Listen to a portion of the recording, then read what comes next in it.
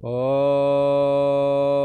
गुरु ब्रह्मा गुरु विष्णु गुरुदेव महेश्वरा गुरु साक्षात् परम ब्रह्म तस्मै श्री गुरुवे नमः। योगेश्वर श्री कृष्ण भगवान की जय। ऐं सरस्वत्यै नमः। पूर्व का प्रसंग है। परमात्मा श्री कृष्ण कहते हैं कि मुझ सत्तात्मक परम ब्रह्म परमात्मा में ये जो माया शक्ति है, ये माया शक्ति मुझ परमात्मा की समीपता मात्र से क्रियाशील हो जाती है। और जैसे माया क्रियाशील होती है और माया के साथ में ही ईश्वर भाव भी सक्रिय होता है। ईश्वर भाव तीन रूपों में कहलाता है। सात्विक ईश्वर भगवान विष्णु कहलाते हैं, राजस ईश्वर भगवान ब्रह्मा जी कहलाते हैं और तामस ईश्वर भगवान रुद्र कहलाते हैं। इन तीनों की साम्या अवस्था रूप माया उपाधि है परम ब्रह्म की। जिस समय उस ईश्वर का कोई रूप आकार नहीं होता और उस समय उसका नाम ओम होता है। ये जो ओम है ये भगवान श्री कृष्ण का प्रथम नाम भी है।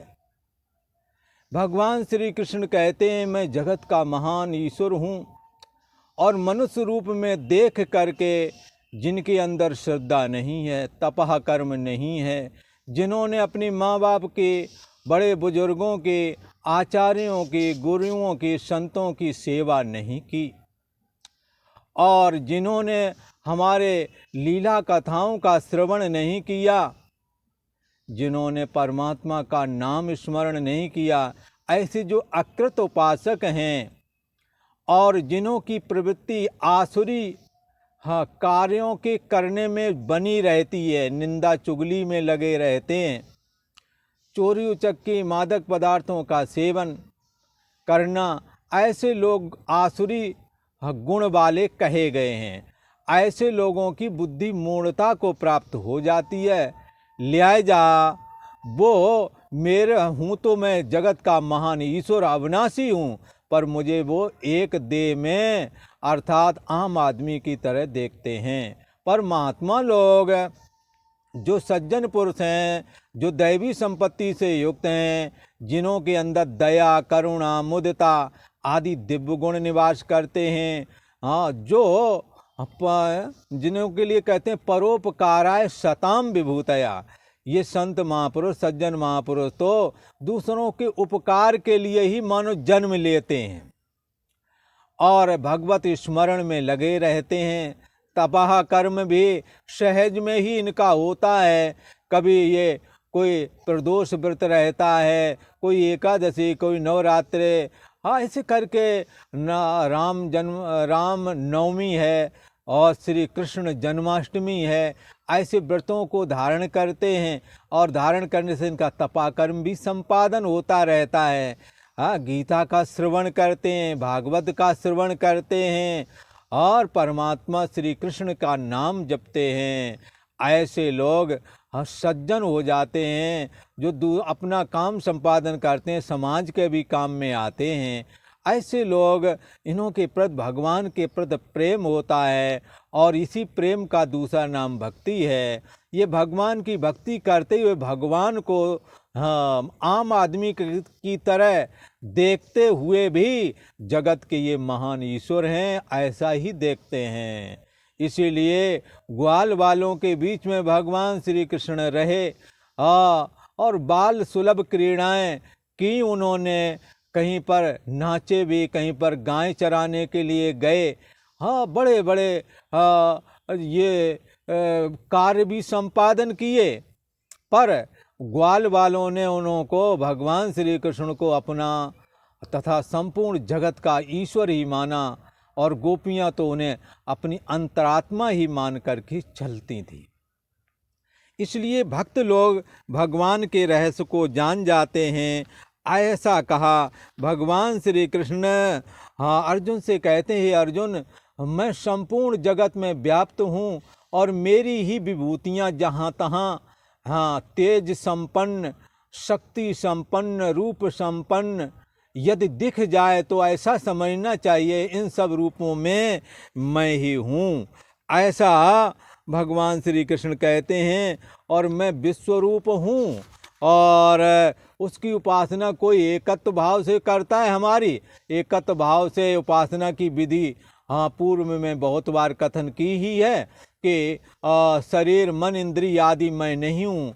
इसका जो जानने वाला है, जो सोने जागने वाली चेतना को भी जानता है, वो कौन सा देव है? वो सत्तात्मक है, चैतन्यात्मक है और आनंद स्वरूप है। वो जो परम ब्रह्म परमात्मा आपके हृदय देश में समाया हुआ है, वो सोहम अस्मि, वो मैं हूँ, ऐसा एकत्व भाव से उपासना करते हैं। बहुत सारे लोग विश्वतोमुख उपासना भी करते हैं, विराट पुरुष की, इंद्र वरुण कुबेर आदि की भी उपासना करते हैं। पर ये उपासकों की अपनी राजी है कि वो कैसे करें। पर हे अर्जुन, मैं तो जो है सर्वरूप हूँ। यदि यज्ञ की दृष्टि से देखें, दृष्टांत मध्य नजर रख करके, भगवान किस तरह से सर्वरूप हैं, तो यज्ञ भी कहते मैं ही हूँ, अग्नि भी मैं हूँ, स्वाहा जो बोलते वो भी मैं हूँ, मंत्र मैं हूँ, और क्रतु मैं हूँ, और ये घृत है, घृत मैं हूँ। तो जैसे हवन में जो जो द्रव्य आप इस्तेमाल करते हैं, भगवान कहते हैं इन सब रूपों में मैं हूँ। तो इस प्रकार से भगवान ने अपनी व्यापकता का कथन किया।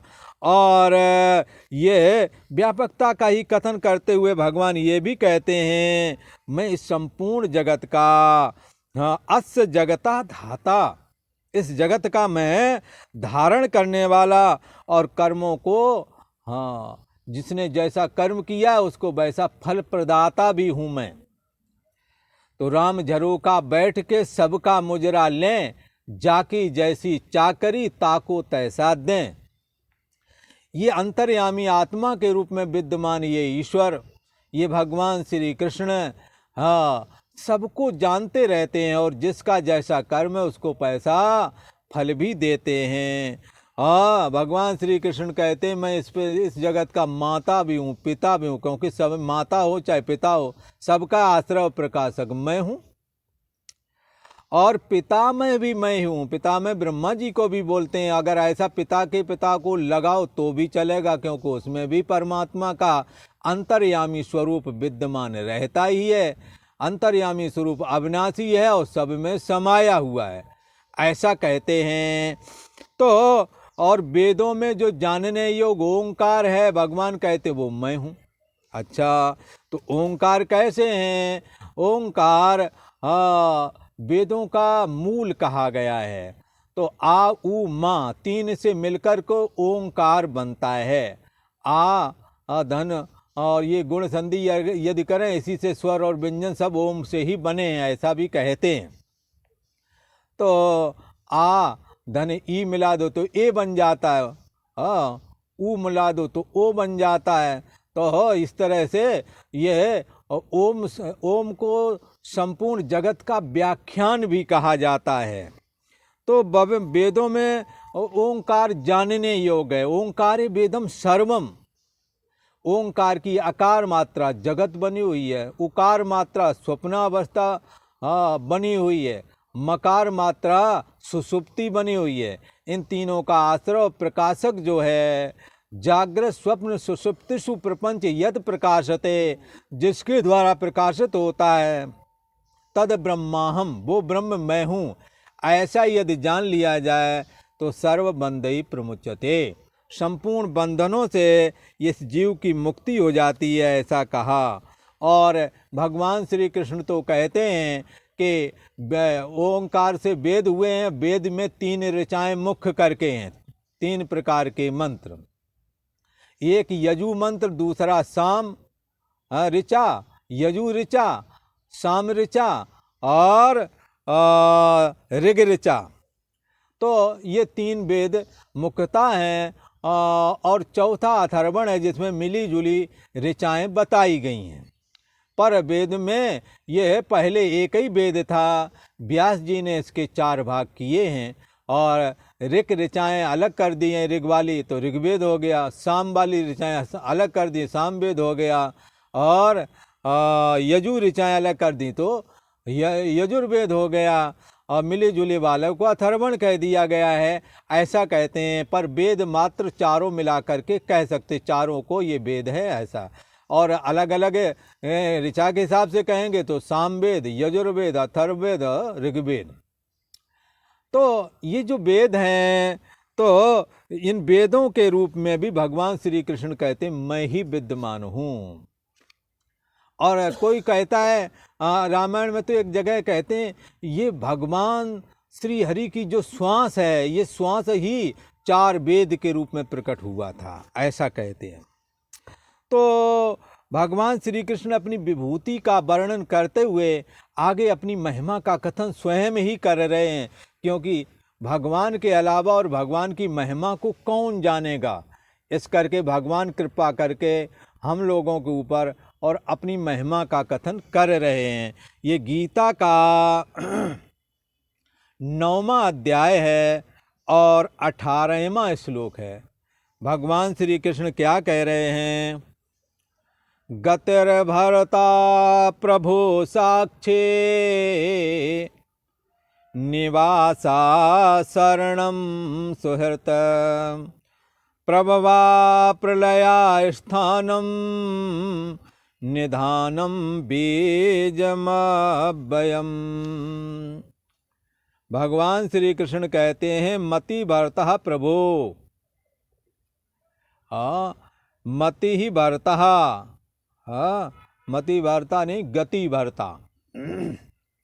गति कहते हैं, लोग कहते हैं किसी का शांत शरीर शांत हो जाए तो लोग कहते हैं अरे चलो ठीक है, अच्छे दिन एकादशी के दिन गया, नहा धो करके गया, कोई रोग दोष नहीं था, इसकी गति हो गई।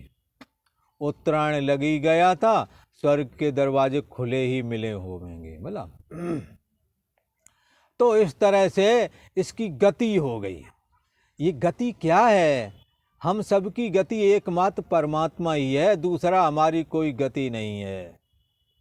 गति भरतः, प्राप्त होने योग जो परम धाम है, जिसको जानने के बाद फिर कुछ जानना बाकी नहीं रह जाता है, वो सत्तात्मक परम ब्रह्म सोहम अस्मि, वो मैं ही हूँ।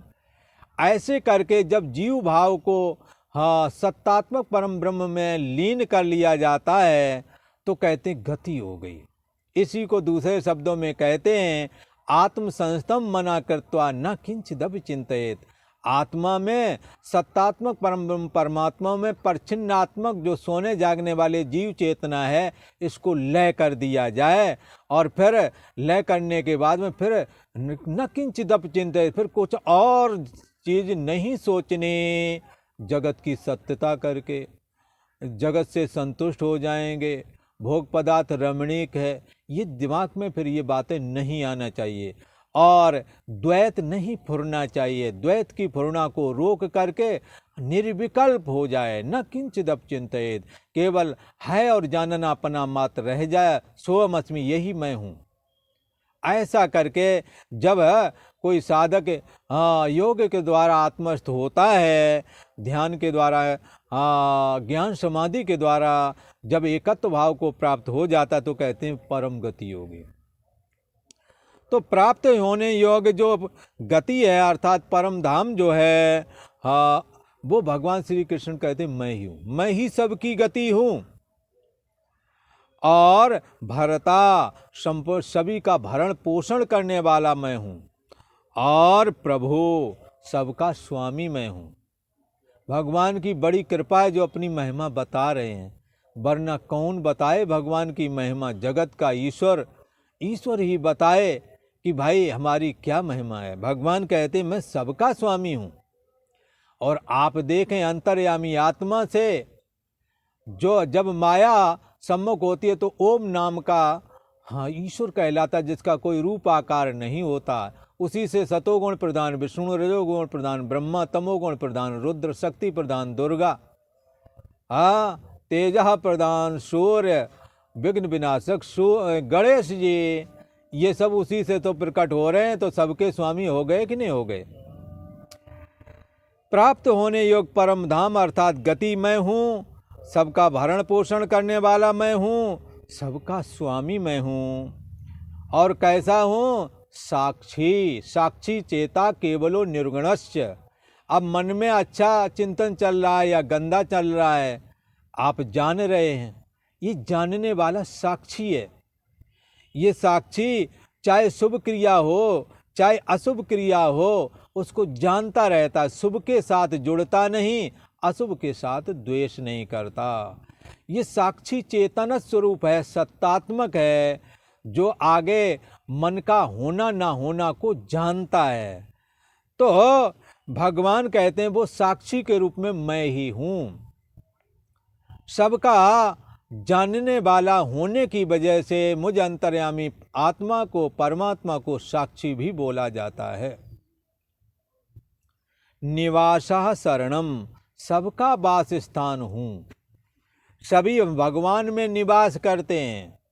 आप देखें, स्थूल जगत जब सोओगे लीन हो जाएगा, स्वप्न देखोगे वो भी लीन हो जाएगा, सुसुप्ति रूप हो जाएगा।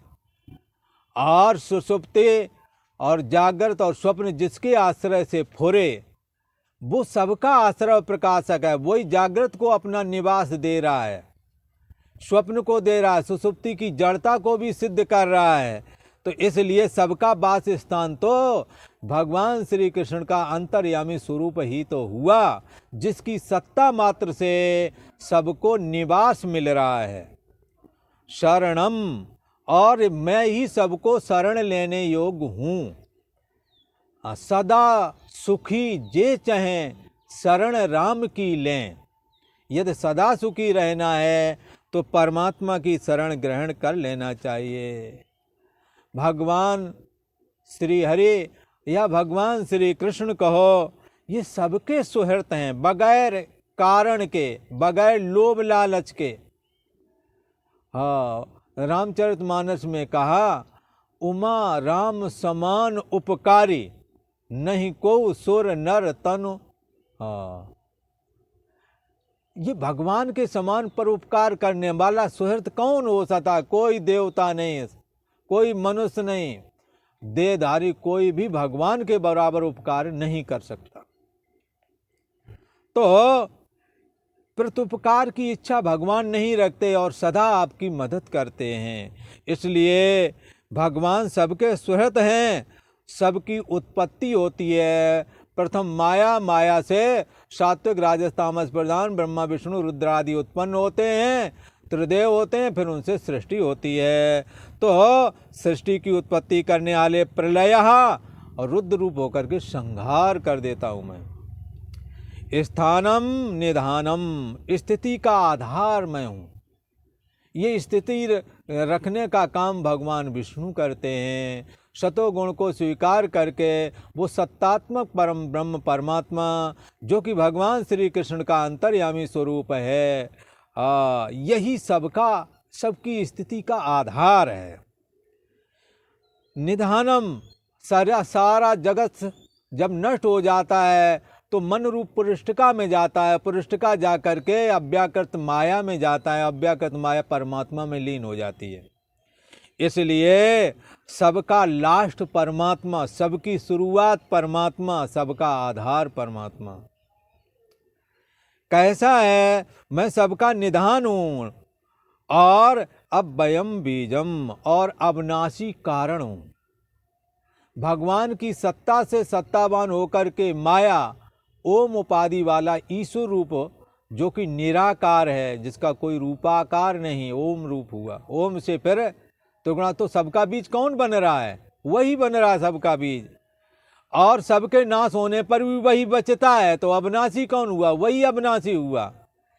भगवान श्री कृष्ण कहते हैं कि हाँ, स्थिति का आधार मैं हूँ और सबके नष्ट हो जाने पर सब मुझ में ही लीन हो जाते, इसलिए सबका निधान भी मैं हूँ और अविनाशी कारण भी मैं ही हूँ। अविनाशी वा अरे अयम आत्मा, अविनाशी तू तद विद्धि एन सर्वमिदं ततम।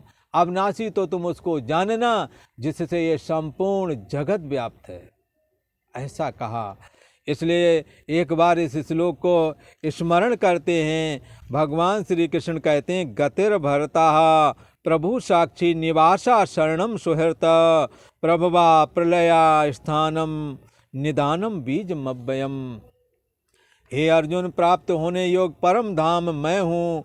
हाँ, सबका भरण पोषण करने वाला प्रभु अर्थात सबका स्वामी भी मैं ही हूँ। साक्षी होकर के सबके शुभ अशुभ कर्मों को देखने वाला मैं हूँ। निवासा शरणम सुहृत, सबका निवास स्थान मैं हूँ। और शरण लेने योग मैं ही परमात्मा हूँ, मेरी ही उपासना करनी चाहिए। मेरी शरण लो। और हाँ, इसलिए भगवान ने ये आगे गीता में कहा भी है कि सर्वधर्मान परित्यज्य माम एकम शरणम व्रज। मैं शरण लेने योग्य हूँ, कोई जीव नहीं, कोई देहाभिमान से ग्रसित मैं नहीं हूँ। मैं सत्तात्मक हूँ, सबका आधार हूँ। तो सबका वास स्थान और शरण लेने योग्य हाँ मैं ही हूँ, भगवान श्री कृष्ण कहते हैं। और अपेक्षा बुद्धि ना रख कर, हाँ, प्रति उपकार की इच्छा न रख करके, जो मैं सदा सबका हितैषी हूँ, सबका सुहृत हूँ।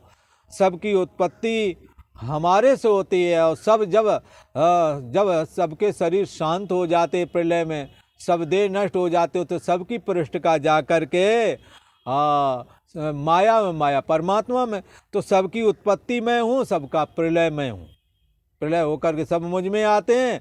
जब उत्पत्ति का कार्यक्रम होता है, सृष्टि रचना होती है, तो मेरे से ही सारे ये जीव पुरुष का रूप होकर के, पूर्णात्मक होकर के हाँ प्रकट होते हैं, जो गर्भाशय में जाकर के शरीर का निर्माण बाद में होता है। खैर, भगवान श्री कृष्ण कहते हैं कि मैं स्थिति का भी आधार हूँ, और सबके खत्म होने के बाद में सब जिसमें लीन होते हैं, ऐसा जो निधान है वो मैं ही हूँ।